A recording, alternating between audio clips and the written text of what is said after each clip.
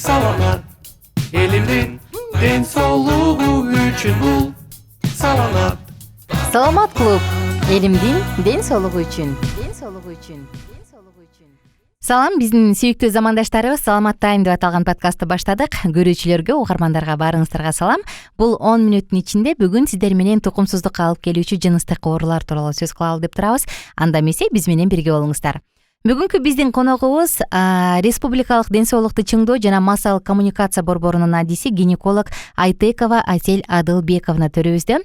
Кутман, күнүңүз менен эжеке. Саламатсыздарбы? Иштериңиз жакшыбы? Ден соолугуңуз жакшыбы? Рахмат. Амандашканыма абдан кубанычтамын. Ошол бүгүнкү темада дагы ошол жыныстык оорулар тууралуу, конкреттүүсү тукумсуздукка алып келген оорулар тууралуу сөз кылалы деп турабыз.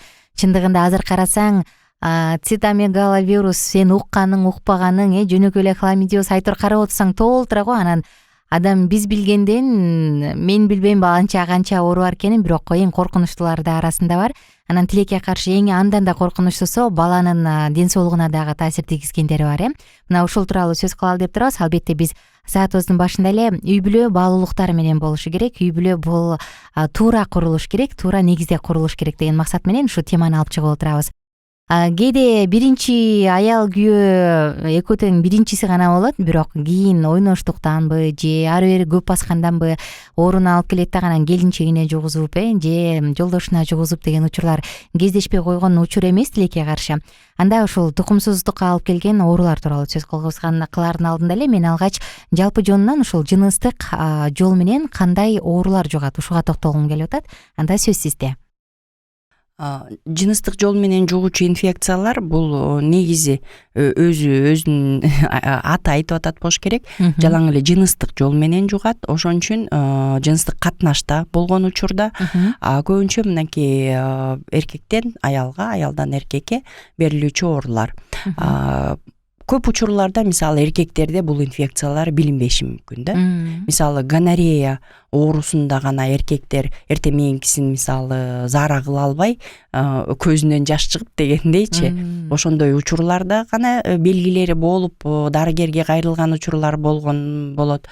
Бөлөк инфекцияларды, мисалы ошол эле вирустарды, хламидиоз, цитомегаловирус, дагы бөлөк инфекция, ошол эле көп коштогон инфекциялардын түрлөрү белгиси жок болушу мүмкүн да. Бул эркектерде гана? Эркектерде. Аялдар мисалы көп учурларда эмне кылышат? Менде белгиси бар, мен мындай болуп кыйналып атам деген учурларда эркектер мен сонун эле жүрөм.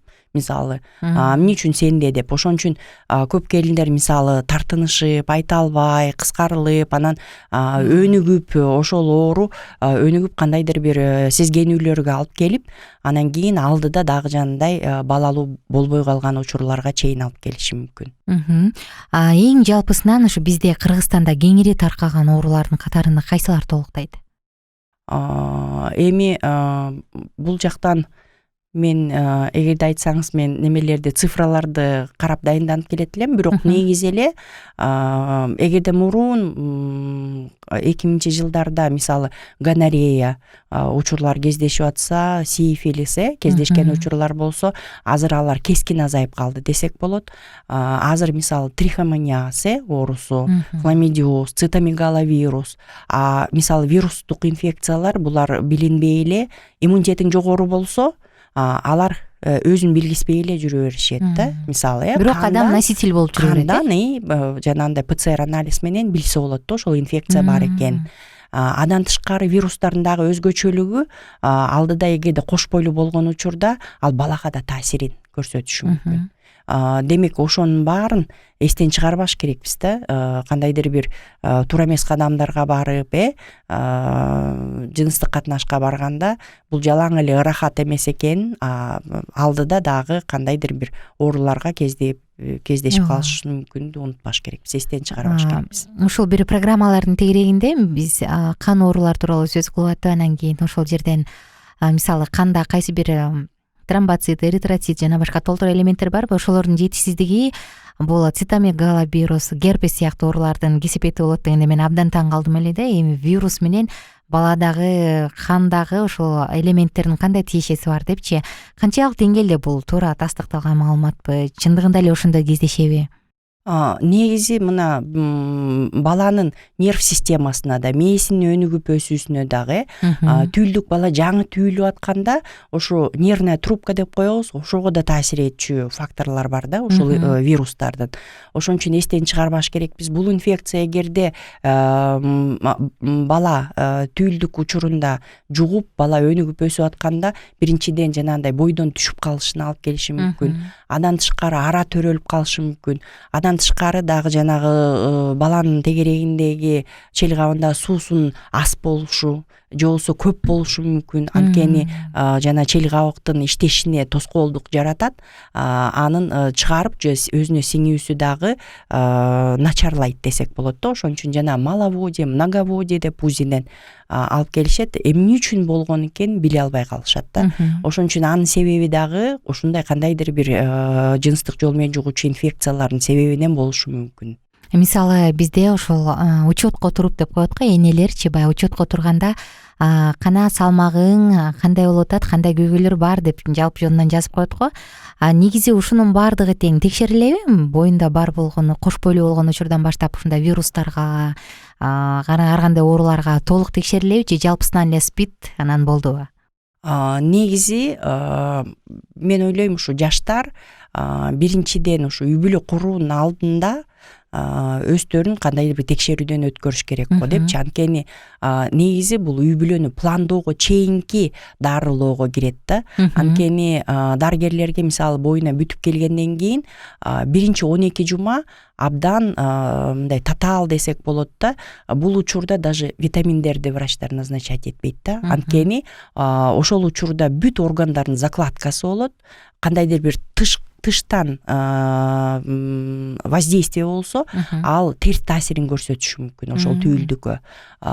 12 жумадан кийин ал бала өнүгүп өсүп, ошо органдары өнүгө берет, өсө берет. Андан кийин акыркы 3 бөлүктүн акыркы бөлүгүндө бул кандайдыр салмак алат, андан кийин сөөктөр өсө баштайт да. Ошон үчүн эң биринчи 12 неделге чейин сөзсүз келип учетко туруш керек бизде Кыргызстанда.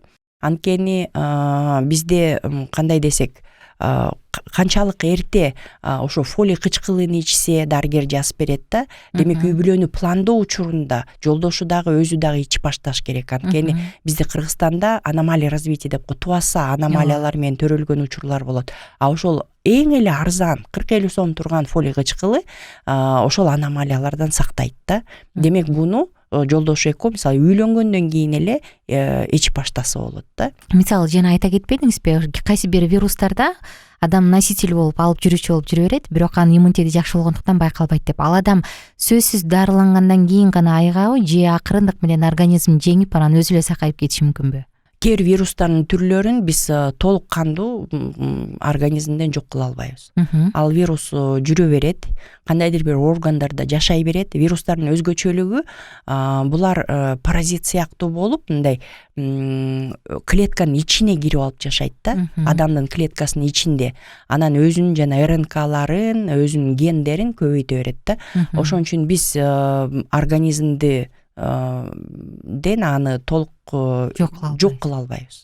Жүрө берет. Бирок ошонун титри төмөн болсо, анда организмге таасири абдан эле аз болот деп коебуз. Ошол вирусту эле алып жүрүп, анан балалуу боло турган болсо, анда коркунучу бар экен да, баласын өтө турган. Бар болот. Анткени кош бойлуу учурда иммундук система сөзсүз төмөндөйт. Ошол учурда жанагындай коркунучтар жаралат. Биздин саатыбыздын соңку мүнөттөрүнөн келип калдык. Замандаштарыбызга кайрыла кетели. Эгерде суроолор бар болсо, ылдый жакка комментарийге жазыңыз. Биз адистер менен байланышып, жооп алып бергенге аракет кылабыз. Аты жөнүм Айнура Миназарова жана бүгүнкү биздин коногубуз Республикалык ден соолукту чыңдоо жана массалык коммуникация борборунун адиси гинеколог Айтыкова Асель Адылбековна болду. Чоң рахмат алтындай убактыңызды бөлүп келип бергениңиз үчүн. Сиз менен таанышканыбызга абдан кубанычтабыз. Ушундай ден соолукту алдына алып, чыңдап, элдердин жалпы ак батасына ээ болуп жүрө бериңиз. Биз болсо сиздер менен коштошобуз, достор. Кийинки подкасттан амандашканча. Бул саламат элимдин ден соолугу үчүн бул саламат. Саламат клуб элимдин ден соолугу үчүн.